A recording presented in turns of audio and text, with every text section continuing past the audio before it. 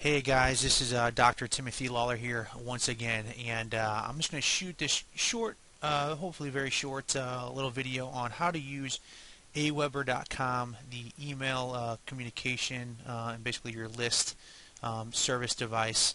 There are many others out there. Aweber is pretty much the gold standard. iContact is another one that I do personally use, and I like a lot too. But I've been having some of my team members ask me how to use Aweber, so I'm just going to shoot this quick little video and hopefully get anybody and everybody up to speed if they do not know how to use it. So obviously the first step, you just come up here, guys, and go to aweber.com. I'm already signed in, but just right here, aweber.com, and go ahead and enter your username and password, and you'll come here, okay? And you'll see here I already have several lists for different things that I do, okay? But don't even worry about that right now. So if you come here and you're just starting out with Aweber and you have no clue and you're trying to build a capture page, okay, and you're trying to get your Aweber stuff integrated with your capture page, whether it be on your blog or just a standalone capture page or whatever, the number one thing you want to do first is come here to create and manage lists, okay? So you go ahead and hit the create and manage list, and then you come here to create new list, okay?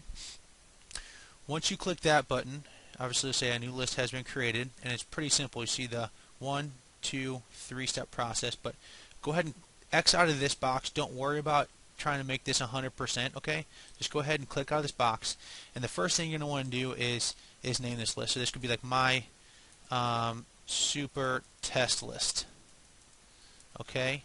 You don't necessarily have to enter a description or anything like that, okay? I would put your name here and then your email address. As you can see, it says avoid using free addresses. I don't care. I've used my timothy.m.lawler@gmail.com address and have had no problems with it. So other thing you do want to do is be notified. So if somebody comes and they opt into your capture page and they get on your list, you want to be notified that that happened. So that's what you do here. Just put your name.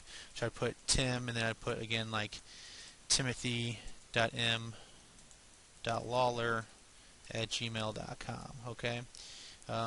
And you'd hit add. I'm not going to do that right now, and then you'd hit save, okay? So once you do that, then you can go to personalize your list, and you can click on this little thing.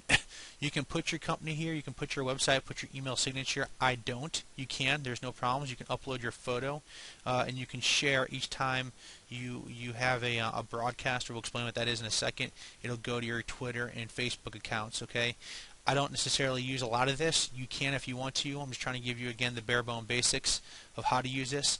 And then this is the last thing, confirmed opt-in. So what a confirmed opt-in is that once somebody puts their name and information into the form on your capture page, all right, they then get an email. And then it says, hey, basically, if your name is John Smith, hey, John Smith, are you sure you want to be on this list? Okay, and that's when you can kind of tweak what the email says to them to confirm that they're on that list. This is a good idea to do because it will make sure that the person is fully aware that they're on your list, and that it'll decrease any kind of complaints that you get. However, I do not do this. You can, by all means. It's probably the better way to do it, but it says require opt-in form in the webs. I actually click off here. And it says, are you sure you want to disable confirmed opt-in for web submissions? Click yes, okay, and then it'll kick over to the off, and that's how I do it, okay, because you get more leads this way. Again, you get a better solid list if you have an opt-in, but if you're just trying to get leads and essentially work those leads, you don't necessarily need to opt them in. You can just click off, okay. Then the success page is once they enter their name and information, what's that next page they go to? Okay, a lot of pages is what's called the thank you page. So if you have, johnsmith.com and you have a capture page and they enter their name and information in, a lot of times they'll go to johnsmith.com/thank you. Not necessarily always, but that's kind of a little trick and tidbit. But essentially, if you're trying to send them to a sales page that you already have pre-made or anything like that, that's the address that should go here. Okay, and again, you click Save Settings. I'm not going to do that now. So once you do that, guys, your list is essentially set up. Okay, and then you can come over here and click. Again, this is just, I'm going to delete this list, but it's just the default, and you can name it whatever you want. All right. So that's kind of the bare bones basics, how you set up your list, and once you get that done. So obviously the whole reason of having a list is to communicate with it, and the most common way to make sure you stay engaged without you have to do anything is in what we call the autoresponder series. And the way you set up an autoresponder within Aweber, you just go here to messages and then to follow up. Click follow up, okay, which is essentially the start of what we call in the industry is known as autoresponders. And then you just hit create new follow-up message, okay? And when you click this, it's going to take you to an option of this. So you just enter your subject line. So you know, obviously you name it something with this. This, if my computer goes, this is my first autoresponder. Okay. And then what you do, you'd put your HTML, and I would suggest leaving it in the HTML right now. Okay, here, and then you basically can skip the plain text message, come all the way down here and hit preview. Oh, here, we'll show you this looks like. You go, you know, this is a really well written auto responder message. I misspelled autoresponder. I don't care. Actually, I don't think it did. It is super engaging. I can't spell it, guys. It is super engaging. Okay. There we go. Got it. It will make you want to buy from me in the future. Jokes, but seriously, that's where you have it. Okay.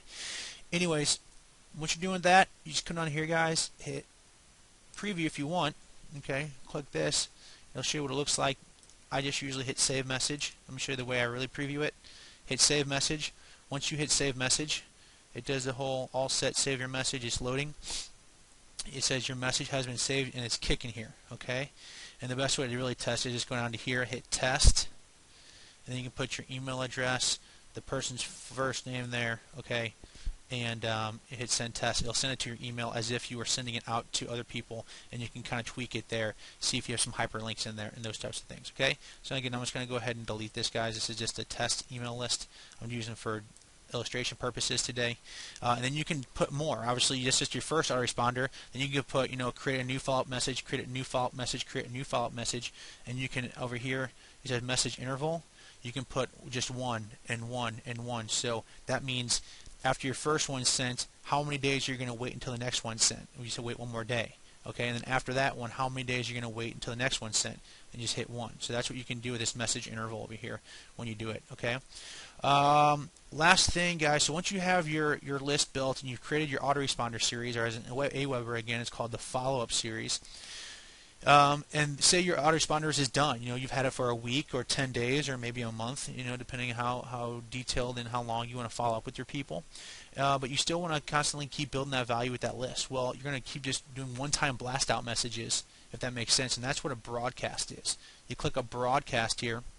And again, this is just that one time. Anytime you want to send an email to your list, you just do that, click create new broadcast message. And when this loads here, and it's just the exact same thing as an autoresponder, guys, you put this here, you put, you know, this is my first broadcast, and then what an awesome broadcast this is. Okay, cool, right? Yay. And then go down here. Again, just save the message. You can do some other things if you want to there as you scroll down, but the basic thing is, guys, just getting it saved.